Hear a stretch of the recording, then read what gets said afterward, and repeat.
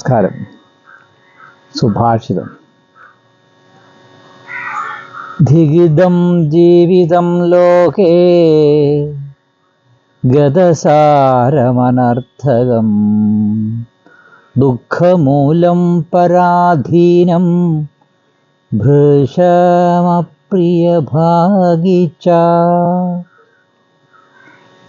ധിഗിതം ജീവിതം ലോകേ ഗതസാരമനർത്ഥകം ദുഃഖമൂലം പരാധീനം ഭൃശമപ്രിയ ഭാഗി.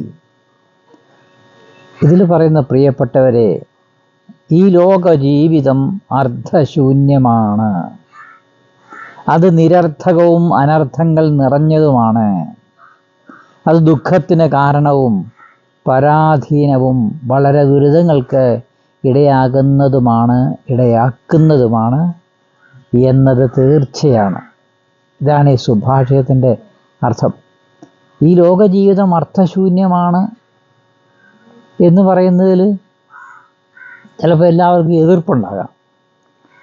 ഈ ലോകം അർത്ഥശൂന്യമാണ് എന്ന് പറയുമ്പോൾ ലോകത്തിന് എന്തിനാ പഴിചാരുന്നേ? നമ്മളെയല്ലേ പഴിചാരേണ്ടത്? നമ്മളിലല്ലേ. ലോകം അതിൻ്റേതായ നിലനിൽപ്പിലൂടെ പോകുന്നു. പക്ഷേ ഇതിൻ്റെ നമ്മളൊരു വേറൊരു അർത്ഥത്തിലെടുക്കുമ്പോഴാണ് അതിൻ്റെ സത്യം മനസ്സിലാക്കുന്നത്. നമ്മളാണ്, മനുഷ്യരാണ് ഈ ലോകത്തിൽ അർത്ഥശൂന്യവും നിരർത്ഥകവും അനർത്ഥവും ഒക്കെ ആവുന്നത്. കാരണം ചരാചരങ്ങളും മറ്റുള്ള ജന്തുക്കളും ജീവജാലങ്ങളും ഒക്കെ അതൊന്നുമല്ല, നമ്മൾ മാത്രമാണ് ഇതിന് കാരണക്കാർ. ലോകത്തിനെന്താണ്? ലോകം ഇങ്ങനെ എത്രയോ യുഗങ്ങളായിട്ടിങ്ങനെ നടന്നുകൊണ്ടേയിരിക്കുന്ന ഒരവസ്ഥയാണ് ലോകത്തിനുള്ളത്.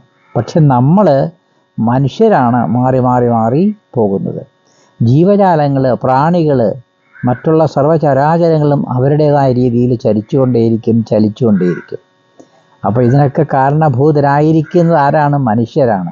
മനുഷ്യരുടെ പ്രവൃത്തിയിലാണ് ലോകത്തെ നിയന്ത്രിക്കുന്നത്. ലോകം എങ്ങനെയാകണമെന്നുള്ളത്, ലോകം നിരർത്ഥകമാണോ അർത്ഥശൂന്യമാണോ എന്നുള്ളത്, ദുഃഖകരമാണോ എന്നുള്ളത് തീരുമാനിക്കുന്നത് മനുഷ്യരാണ് എന്നാണ് ഈ സുഭാഷിതത്തിൽ നമ്മൾ മനസ്സിലാക്കാനുള്ളത്. നമസ്തേ.